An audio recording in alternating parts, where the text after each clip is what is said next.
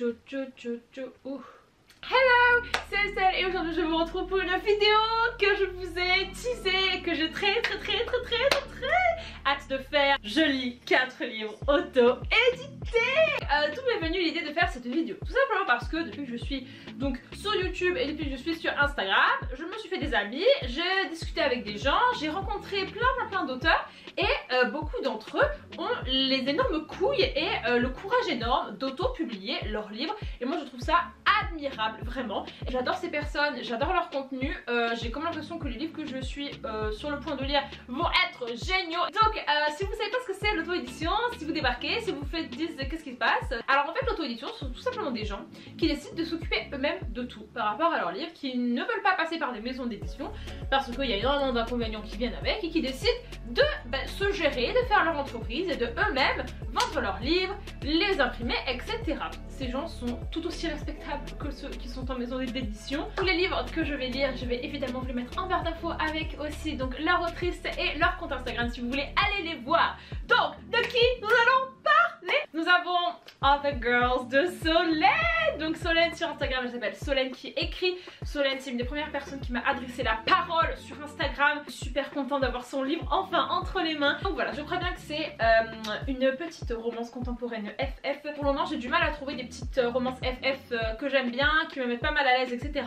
Et du coup j'ai très hâte d'attaquer celui-ci. Donc Other Girls elle avait déjà publié il y a 1 an, mais elle a décidé de faire une version encore mieux. Donc c'est génial, moi j'ai pris la version encore mieux. Il est aussi sur Wattpad et elle est actuellement en train d'écrire le tome 2. Si vous voulez aller checker, c'est parti. Nous avons ensuite le premier tome de l'humaniste de Amandine. Pareil, je vous mettrai tous ses réseaux sociaux en barre d'infos. Alors je suis triste. Oui, c'est l'ancienne couverture. J'ai une édition limitée, voilà. Donc je crois bien que c'est une fantaisie. Je ne me suis pas penchée un peu plus sur la question. Le tome 2 va sortir le 11 juillet, donc en fait il est déjà sorti. Ensuite nous allons parler de À l'aube d'un espoir de Momo Lune. Alors celui-là déjà, la couverture n'est-elle pas magnifique? Celui-là la couverture elle est glossy, c'est rare mais j'aime bien. Et donc celui-là je crois bien que c'est aussi une fantaisie un petit peu romance. Et une rencontre inattendue peut bouleverser votre vie à tout jamais. Cette phrase n'a jamais été aussi vraie. Je suis d'accord. Et ensuite je vais lire la petite nouvelle, donc Ruby de Eléa. Alors donc celle-là c'est aussi je crois bien une petite romance FF. Donc décidément c'est la romance FF aujourd'hui. Je vais les lire un par un et au fur et à mesure je vous dirai ce que j'en pense. Je pense que je vais commencer par Other Girls parce que pour le moment je suis pas vraiment d'humeur fantaisiste. Et comme ça je commence tranquillement parce que c'est le plus petit. C'est parti.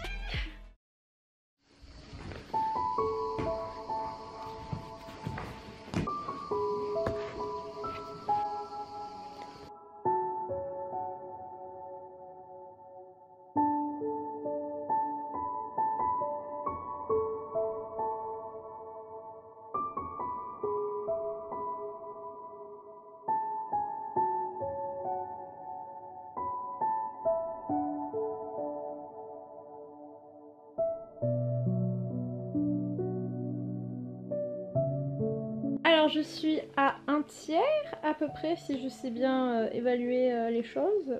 J'aime beaucoup, je suis pas mal, je tourne les pages. Moi je sais que c'est quelque chose qui est très difficile en tout cas pour moi de rentrer dans un livre. C'est une de mes plus grandes difficultés dans ma vie de lectrice quoi. C'est ce qui m'empêche de lire beaucoup de fantaisie. Parce que j'arrive pas à lire les 10 premières pages parce que je comprends pas, je sais pas ce qui se passe. Solène, elle attaque direct. Dès les 5 premières pages c'est bon, t'es parti, t'y es, t'es dedans quoi. Donc c'est trop cool. Il y a une super application qui s'appelle Gravitation. Et en fait ça te donne en fait une espèce de constellation avec tout plein de gens qui sont compatibles avec toi. Ils se sont dit tiens on va faire un truc encore mieux, on va faire un road trip, on récupère tous les gens de la même constellation pour qu'ils puissent se rencontrer. Et donc elle, c'est sa meilleure pote qui lui dit un jour bon bah tiens on va t'inscrire sur ce site de rencontre parce que chérie t'as pas de mec et tu veux écrire de la romance. Ce n'est pas compatible. Et donc elle inscrit, etc. Et en fait, surprise, il y a que des meufs dans sa constellation. Et elle se dit mais c'est bien, mais je comprends pas, mais qu'est-ce qui se passe, mais je... Ah. C'est rigolo parce que la manière dont elle l'écrit, vous savez on a le personnage principal Louise, elle décrit vachement le personnage féminin. Mais c'est super intéressant d'être dans la tête de quelqu'un qui n'a pas la même sexualité que toi, parce que justement, le regard qu'elle porte sur le monde change totalement. Automatiquement, elle va décrire en premier les personnages féminins avec des détails et ça, je trouve que c'est super bien fait parce que moi, en tant que pas lesbienne, et ben vous savez, je le sens et limite je suis en mode ouah. On a deux points de vue qui sont totalement l'une à l'opposé de l'autre. On a d'un côté Louise qui est pas du tout sûre de sa sexualité, elle a grandi dans une famille avec des amis et jamais, disons, elle s'est questionnée, elle a suivi la norme et du coup elle était convaincue d'être hétérosexuelle toute sa vie. En fait, elle ne fait que de répéter mais non, je suis pas gay, hein, je suis pas gay, hein, c'est juste que je sais pas. Et ça c'est quelque chose qu'on voit beaucoup et que je peux énormément comprendre, que ça fait péter des câbles. Si, imaginons tu disais que t'étais queer, ça y est, c'était la fin du monde. Non, enfin, c'est génial d'être queer, chérie. Et en fait, ils sont dans le déni, mais tellement profondément. En fait, les gens, ils ont vraiment peur de ce mot, du mot lesbienne, du mot tout ce que vous voulez. Ils ont peur de ça parce qu'ils ont l'impression que si jamais ils avouent ça, et ben toute leur vie va être détruite. Enfin bref. Et de l'autre côté, donc, on a le personnage de Lorraine qui, elle, c'est trop ma belle. Elle a son caractère. Parce qu'elle a eu des super mauvaises expériences avec des filles comme ça dans le passé qui disaient non, mais j'essaye. Et puis après, qui disaient ah, mais non, mais. En fait, je suis pas du tout lesbienne et tout, enfin bref. Et du coup, c'est bien parce qu'on est vraiment le choc des cultures. D'un côté, Louise qui, elle, ne sait pas du tout ce qu'elle veut faire. Et de l'autre côté, Lorraine qui a un avis très tranché. Tout est écrit au présent. Et ça, moi, c'est rigolo. Parce que moi, je n'écris jamais au présent. Je n'écris qu'au passé. Je vais continuer ou pas. Il est quelle heure? Oh putain, merde! Oh putain, j'ai cours.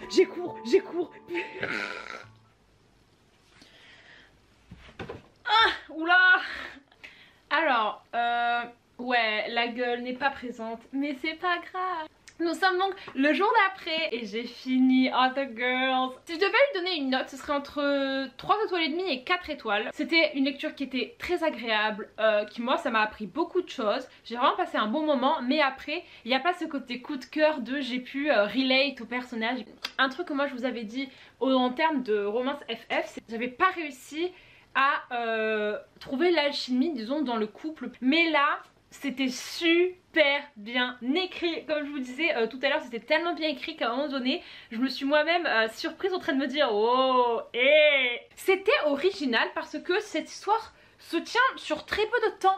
Je n'ai pas le nombre de jours exact, mais il me semble bien hein, que c'est moins d'une semaine. On a du matin à 6 h du matin à 23 h le soir, tu as des actions. Ouais, si vous voulez démarrer dans le FF, clairement je vous le conseille parce que ouais, très mignonnes toutes les deux. Je vais avoir des pensées cheloues là. Donc, je vais vous lire le synopsis de celui-là. Une rencontre inattendue peut bouleverser votre vie à tout jamais. Cette phrase n'a jamais été aussi vraie. J'étais sur le point de réaliser mon rêve le plus précieux en intégrant la célèbre entreprise Major Production. Mon destin était déjà tout tracé. Et pourtant, ma vie d'aujourd'hui est totalement différente de celle que j'avais imaginée. Je pensais que la féerie n'était qu'une légende, mais il s'avère que mes croyances étaient erronées. Cet homme, aussi intriguant que mystérieux, parvient à bouleverser ma perception de l'univers. Enchaînant risques et dangers, j'ignore où cette rencontre va me mener. C'est donc au travers de dilemmes tordus et insensés que je tracerai le chemin de ma destinée. Entre secret et révélation, l'amour triomphera-t-il de la raison? Particularité physique, check! Énormément de place. Donc je vais me m'atteler à celui-là. Peut-être pas aujourd'hui, peut-être ce soir. Mais voilà.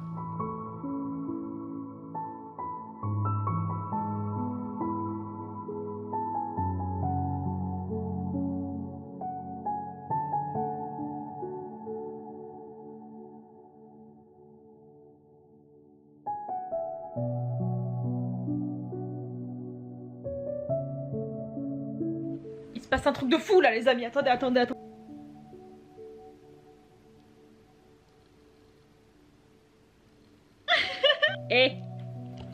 Oh, un quart? Un peu moins. Au début j'étais un peu perturbée parce que c'est censé être dans le futur, on est en 2025. Mais j'ai essayé de voir si jamais il y avait des descriptions de choses futuristes. Mais j'ai pas l'impression, ou alors j'ai pas fait attention.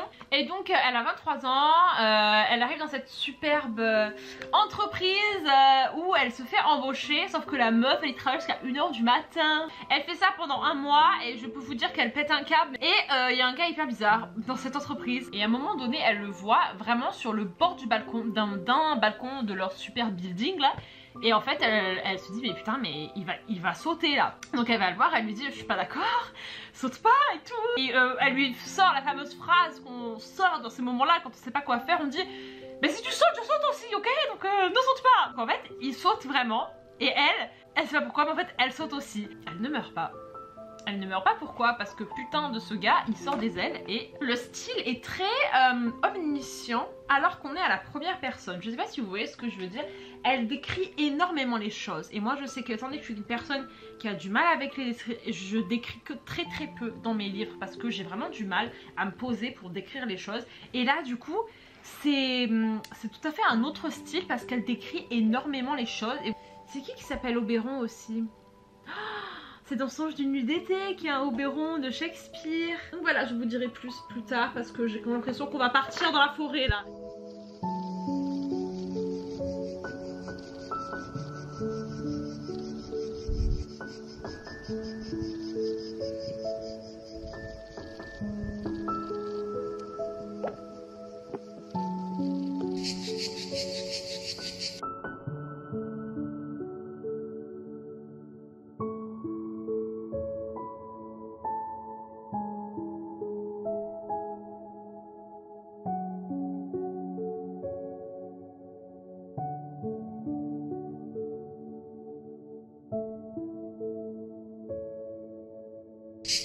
Oui, yes, wouhou, merci.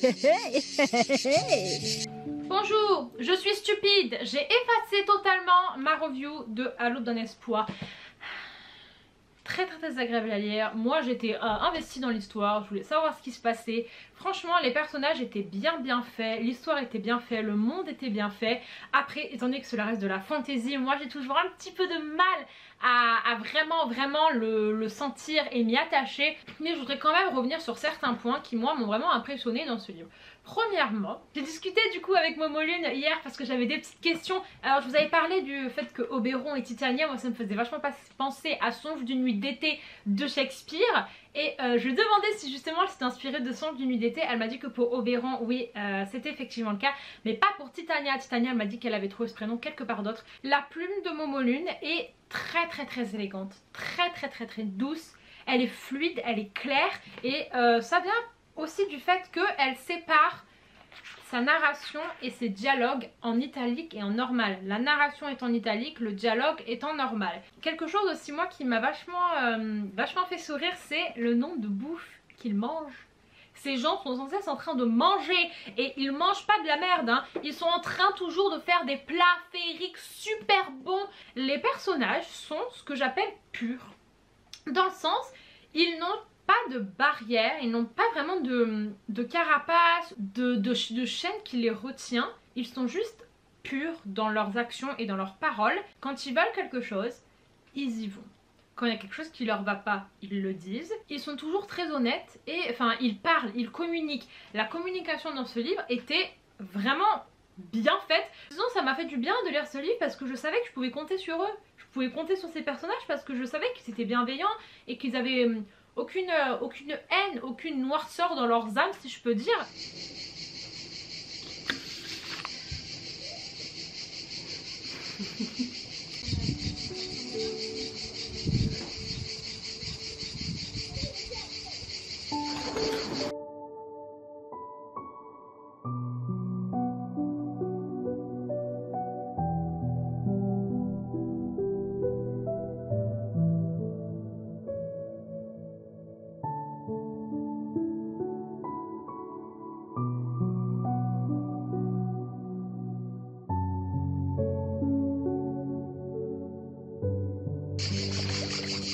Attends, c'est sympa. Faut juste pas mettre de l'eau dessus. Tu vois pas que je suis là? Touchez pas, faut pas mettre de l'eau dessus. Bonjour. Oui, bonne description Estelle. Moi très bien Estelle. Estelle. Estelle. Bon, bonjour. c'est tout pour le moment. Au revoir. Alors maintenant, nous allons parler de la petite nouvelle que hier j'ai lue dans la piscine et qui m'a fait mourir de rire mais en même temps qui m'a choquée. Une nouvelle qui est publiée sur Kobo d'ailleurs. Je m'y attendais pas. En fait on a rigolé parce que j'ai envoyé des messages parce qu'en fait j'avais pas compris la fin. Non ça, ça peut pas être ça. Du coup je lui ai dit, je fais mais j'ai pas compris. T'as pas fait ça quand même. Et elle m'a fait Oui oui, donc personnage de Ruby qui est donc une princesse et elle est très amoureuse d'une femme, sauf que dans son royaume ce n'est absolument pas toléré et son père finit par lui dire écoute chérie t'es bien gentille mais moi je vais te marier parce que je veux pas que ça à faire. Et du coup donc il ramène plein de dudes dans son palais et il lui dit bah choisis un dude et donc moi je me suis totalement dit punaise ça va partir en sélection le truc mais en même temps il va falloir qu'elle fasse une alliance avec un gars et elle expliquait que ce serait un faux mariage etc. En fait à partir de là ça part totalement en cacahuète. Nouvelle aurait pu se transformer en livre de tellement de directions différentes mais Eléa elle a fait non moi je décide de faire un putain de bim à la fin de ce livre. Donc du coup ça se finit en une énorme claque. Après je comprends parce que cette fin très abrupte et très violente traduit totalement ce qui s'est passé dans cette histoire et le message qui est allez tout faire. J'ai gardé le l'humanisme pour la fin. Déjà moi j'ai vu un truc qui est totalement super joli. Je ne sais pas du tout de quoi ça parle, je sais juste que c'est une fantaisie. Aujourd'hui, ce n'est plus une guerre, ni même un affrontement. C'est une extermination pure et dure entre le ciel et le démon. Et m'amène le royaume de Nihil est au bord du chaos. À présent, une femme se dresse fièrement au milieu de ces ténèbres, son front marqué d'un tatouage doré. Pour sauver son royaume, Alionora sera prête à tout. Ils doivent tout donner pour déjouer la chute pourtant imminente de leur royaume. Le compte à rebours est lancé. J-30 avant la disparition du royaume de Nihil. Donc à ce que j'ai compris c'est un escape game le truc. Ils ont 30 jours pour trouver la solution. Ensuite donc plusieurs personnages avec plusieurs points de vue dans leur petit royaume. J-30 avant qu'il explose. Voilà c'est parti.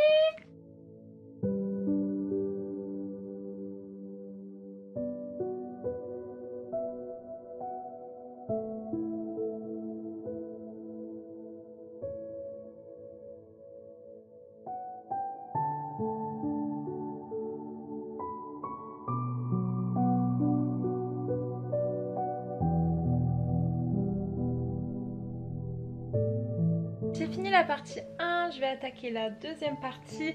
Et donc en fait cette première partie, putain mais mes doigts ça laisse des marques, c'est un truc de fou. Là en fait ce qu'elle a fait c'est qu'elle a introduit tous les personnages, il y en a 5.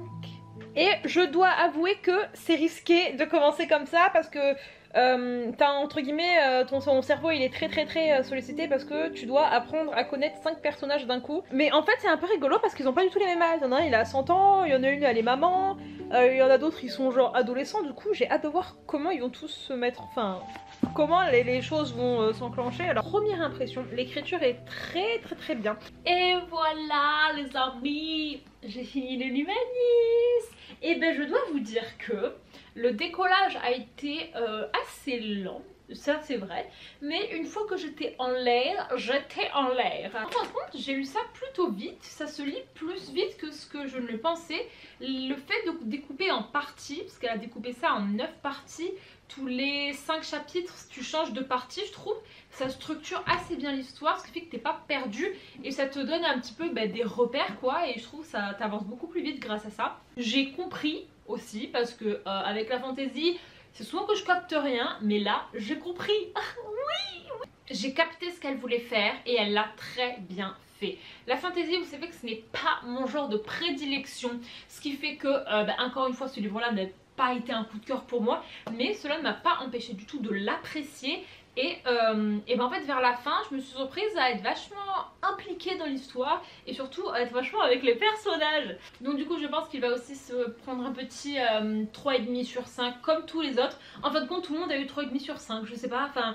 Alors pour parler point à point de choses sympatoches, je ne savais pas du tout qu'il y avait un petit FF qui se cachait dans ce livre et j'adore le fait que on ne le sache pas et qu'en fait ça se dévoile petit à petit et j'adore le naturel de la chose. J'adore en fait à quel point avant même de savoir l'orientation sexuelle des personnages, en voyant les deux tu te dis mais oui il faut ça j'ai trouvé ça génial qu'elle ait traité cette relation comme on traiterait une relation hétéro, ce qui est le but je pense de la diversité dans notre monde. Du coup j'ai clairement une préférence dans cette histoire pour le personnage de Alionora, ma vie. Alors c'est un personnage qui est très froid, qui a vécu des choses pas très drôles quand elle était jeune, ce qui explique qu'elle se protège et qu'elle se met des carapaces contre le monde. J'aime bien aller creuser, aller voir ce qu'il y a derrière et là j'ai pas été déçue. Et donc voilà, et de l'autre côté on a Caitlyn qui est donc notre petite petite choupinette, toute douce. Elle a une plume qui est, à mes yeux, spectaculaire, dans le sens où elle décrit, mais avec une précision, tout. Le vocabulaire est totalement présent. Et ça, c'est quelque chose aussi que j'ai remarqué dans tous les autres livres que j'ai lus. Vous n'êtes pas connes, les filles. Non, vous avez vraiment énormément de connaissances de langue française que moi je n'ai pas. Je pense que c'est surtout parce que je n'ai pas lu en français depuis que j'avais 14 ans.